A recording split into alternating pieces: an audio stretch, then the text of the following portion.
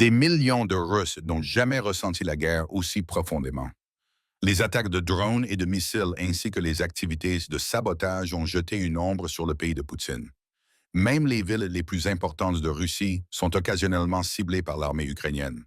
Ces derniers mois, les vols à Moscou et à Saint-Pétersbourg ont été suspendus à plusieurs reprises en raison de raids successifs de drones.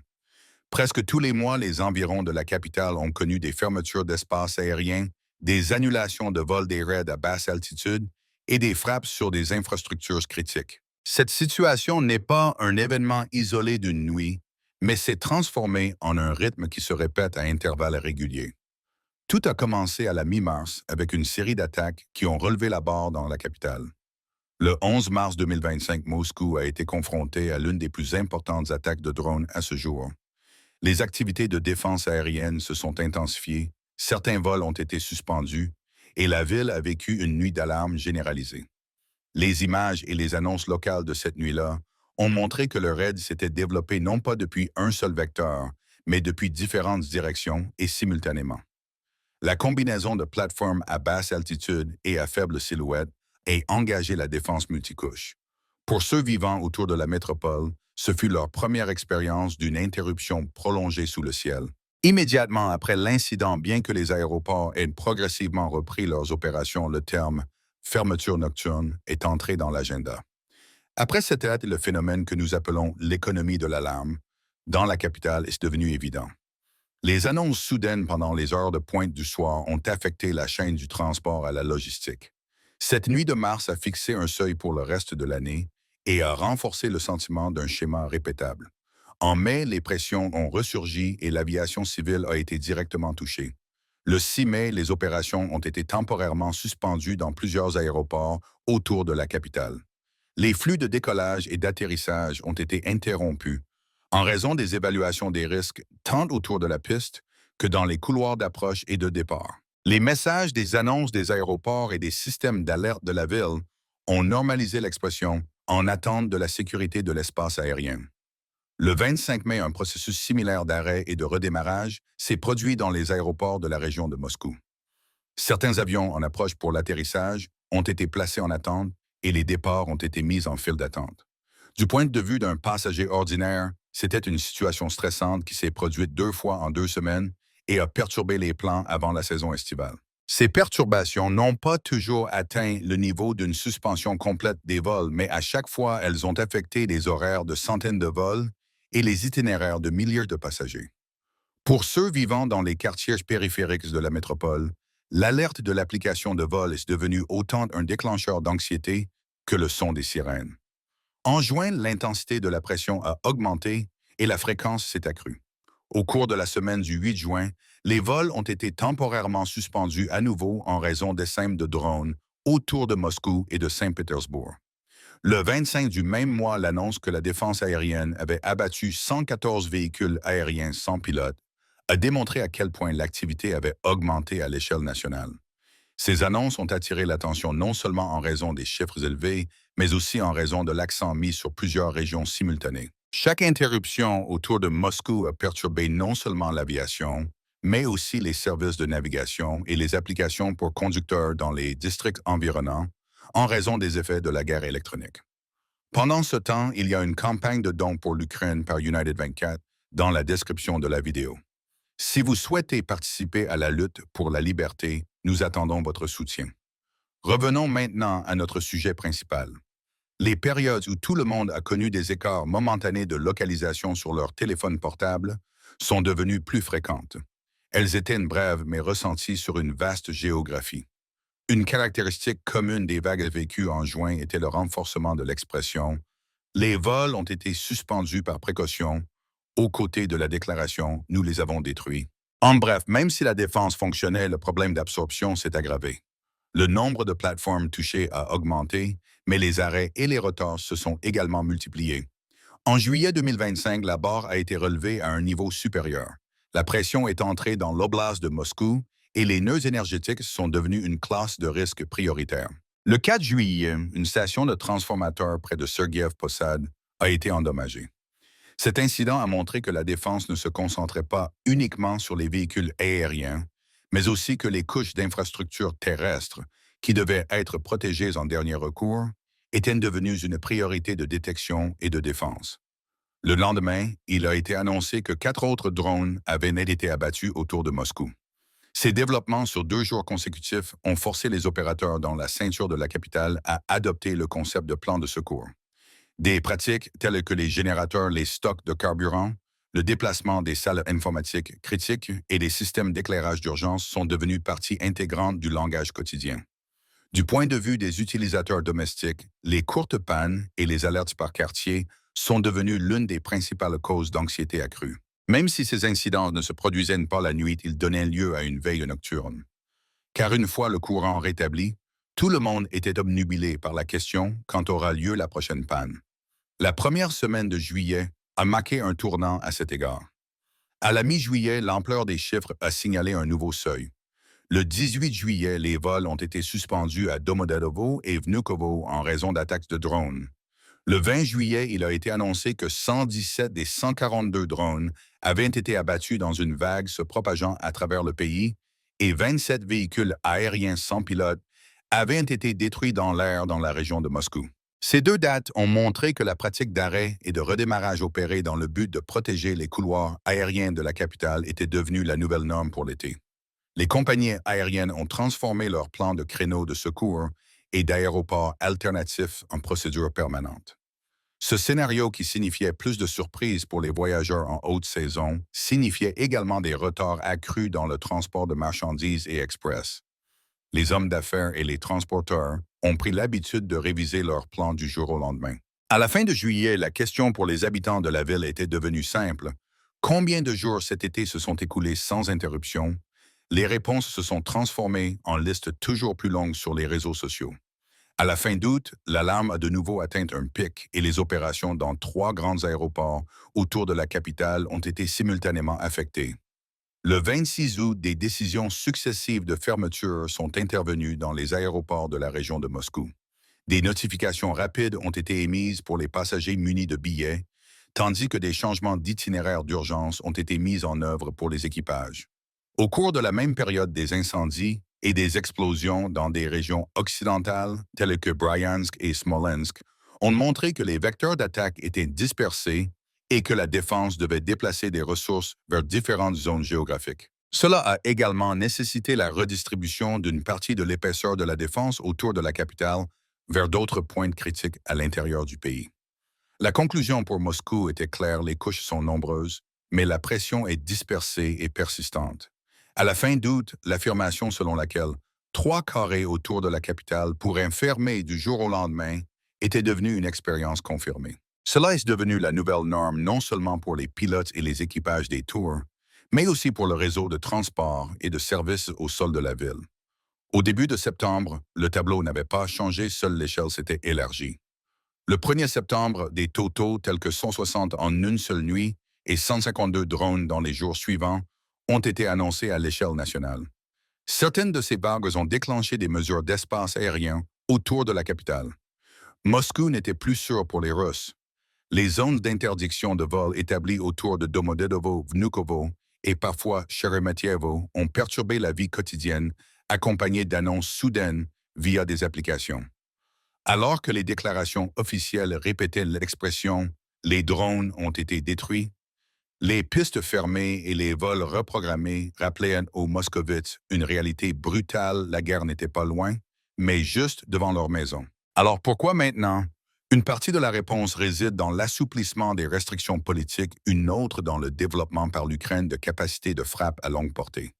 Des déclarations selon lesquelles il n'y a plus de limitation de portée sont venues de certaines capitales européennes, en particulier Berlin, et ces déclarations ont suscité de vives réactions du côté russe. Cette rhétorique indique que le livre des règles commence à changer et que les capacités à longue portée de l'Ukraine gagnent une légitimité plus large pour cibler des objectifs militaires sur le territoire russe. En même temps, il y a des rapports selon lesquels Washington continue d'imposer des restrictions sélectives sur certaines plateformes, signalant une période mixte dans laquelle différentes capacités de différentes origines sont soumises à des règles différentes. C'est également le résultat pratique de l'assouplissement de la rupture politique. Cela affaiblit l'hypothèse de Moscou, selon laquelle la capitale est inviolable. Les données des 6 derniers mois suggèrent que cette déclaration a été traduite en action. Les fermetures ont augmenté et les fenêtres de frappe se sont rétrécies. Du côté ukrainien, 3 sujets se démarquent sur le front de la longue portée: les missiles de croisière domestiques, le programme de munitions à portée étendue et la nouvelle génération de familles de drones à longue portée. Tout d'abord, le Flamingo FP5. La famille de missiles de croisière lancés depuis le sol, présentée par l'entreprise ukrainienne Firepoint, a été dévoilée avec une revendication ambitieuse de portée de 3000 km. Et cette semaine, il a été utilisé pour la première fois pour frapper des bases militaires russes en Crimée. La revendication de portée pour les missiles de croisière lancés depuis le sol produit localement connu sous le nom de Flamingo dans la classe des 3000 km et leur profil de tête militaire de plus d'1 tonne rendent théoriquement accessibles des ensembles de cibles profondes. Bien que les données publiques sur la production et l'utilisation de ces systèmes soient limitées, des interviews open source et des rapports d'actualité ont esquissé un objectif de production de masse et un cadre de haute précision. Le deuxième anneau est l'IRAM. Les États-Unis ont annoncé le processus d'approbation pour la vente de 350 munitions d'attaque à portée étendue IRAM à l'Ukraine. La définition est simple: des munitions intelligentes lancées depuis des avions de chasse avec une portée de centaines de kilomètres, frappant des cibles dures avec une précision extrême. La portée transforme les bases aériennes, les nœuds radars et les dépôts de munitions profondément situés sur le territoire russe en cibles qui peuvent être prises en compte du jour au lendemain. Cela n'atteint pas Moscou et il y a encore des restrictions américaines sur les frappes à l'intérieur de la Russie. Mais en termes de puissance opérationnelle, cela change le rythme de la carte, plutôt que le son de l'artillerie sur les lignes de front. La nouvelle famille de drones à longue portée, la troisième catégorie, rend le bras long pratique grâce à sa combinaison de multiples profils de vol et d'un guidage intelligent à faible signature. Le plus notable d'entre eux est le Palyanitsia. Il est décrit comme une architecture de drone-missiles de nouvelle génération à longue portée qui utilise un guidage assisté par intelligence artificielle. La différence en une seule phrase est significative: faible. Signature radar, haute autonomie, coordination en SM. L'attention est attirée sur la capacité du système à apprendre en vol et à maintenir son cap malgré le brouillage électronique.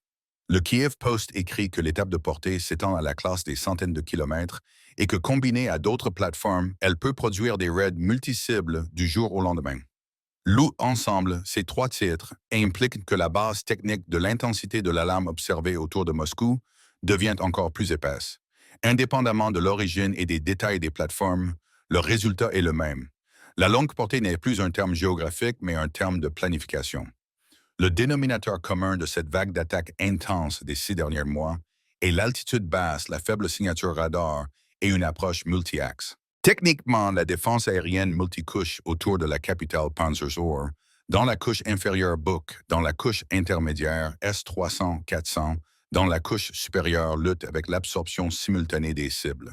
Les plateformes à faible coût continuent de consommer des intercepteurs coûteux. Alors qu'un vecteur d'attaque coûte des dizaines de milliers de dollars, les munitions d'interception et l'opération radar peuvent atteindre des centaines de milliers. Cette asymétrie raccourcit l'intervalle de repos et de réapprovisionnement de l'inventaire de défense même après quelques nuits de vagues intenses par mois. De plus, les multiples directions d'approche sollicitent géométriquement la couverture radar, rétrécissant la fenêtre d'alerte précoce. Il semble que l'épaississement du dôme de Moscou seul ne fournisse pas de solution car le répertoire d'attaque s'élargit. Le répertoire changeant engage constamment le triangle de maintenance de munitions et de veille du système. Cela se reflète dans le calendrier hebdomadaire de la ville sous forme d'alarmes aléatoires. Au niveau stratégique politique, le débat sur la portée sur le front européen affecte le rythme sur le terrain. L'approche sans restriction exprimée dans les déclarations basées à Berlin, aux côtés des restrictions sélectives sur le front atlantique, augmente la diversité des sources de l'ensemble des plateformes à longue portée. Cela signifie une incertitude de planification pour le Kremlin. Il devient difficile de prédire quelle plateforme sera utilisée quelle nuit. L'estimation du profil de menace de défense s'étend sur un spectre plus large. D'un autre côté, les chiffres élevés de destruction déclarés par la défense aérienne ainsi que les vagues nocturnes à grande échelle ne peuvent répondre à la question « Pourquoi avons-nous encore attendu du côté civil ?» Parce que les civils ne cherchent pas de preuves techniques. Ils regardent la raison de la perturbation de leur vie quotidienne. Par conséquent, il devient de plus en plus difficile pour le discours officiel de gérer la contradiction entre succès et perturbation. La psychologie sociale est plus tendue par de nombreuses petites alarmes que par une grande explosion. Les moscovites voient les avertissements dans les applications et les annonces instantanées de la ville, même s'ils n'entendent pas la sirène. Le cycle de fermeture des pistes, surtout la nuit, affecte les trajets matinaux et les plans de retour en soirée. Les familles doivent prendre en compte des retards inattendus, même dans les routines ordinaires, telles que conduire les enfants à l'école le matin, les travailleurs se rendant à leur poste et les personnes âgées organisant des rendez-vous. Cela érode le tampon psychologique connu sous le nom de résilience urbaine à long terme. À mesure que la prévisibilité, un indicateur fondamental de la sécurité, diminue, la perception du risque des gens devient permanente même si les nouvelles sont niées. L'annonce réduite procure un soulagement momentané, mais la mise en œuvre fermée laisse une marque durable, car elle perturbe la vie quotidienne. Au cours des 6 derniers mois, les habitants de Moscou ont ressenti cette double réalité chaque semaine. Cette situation rend également la communication publique plus concrète et axée sur les données. En résumé, les 6 derniers mois ont produit deux réalités parallèles à Moscou. Premièrement, les systèmes de défense fonctionnent intensivement et touchent de nombreuses cibles. Deuxièmement, les mêmes nuits, la vie civile, les vols et les infrastructures sont fréquemment perturbées. Lorsque ces deux réalités sont lues ensemble, la conclusion est simple, mais dure: la sécurité de la capitale ne peut plus être mesurée uniquement par le nombre de cibles abattues. La mesure est l'ampleur de la perturbation du calendrier de la ville, la manière dont le comportement des ménages et des entreprises a changé. À une époque où le régime de restriction de portée s'est assoupli, la diversification des capacités à longue portée et la normalisation des tactiques de salve ont rendu le concept de distance insignifiant pour Moscou. Moscou n'est plus sûr car la sécurité n'est pas mesurée par le silence des sirènes, mais par le fait que le calendrier continue de fonctionner. Cependant, l'Ukraine a déjà retiré cette option à la Russie. Ce n'est plus une histoire de drone unique, c'est l'ère de l'accès stratégique. À mesure que les contraintes de portée s'assouplissent, l'ensemble Iram Palyanitia Flamingo de l'Ukraine et la fameuse de kamikazes à longue portée réécrivent le récit de la sécurité de Moscou. Même si la défense aérienne fonctionne, le problème d'absorption croît.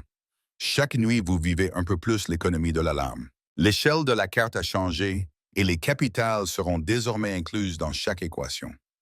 À mesure que la portée et la supériorité informationnelle de l'Ukraine croissent, la sécurité de Moscou n'est plus une question de fond lointain. Chaque alarme fait partie de la nouvelle norme de la capitale. Merci de nous avoir choisis.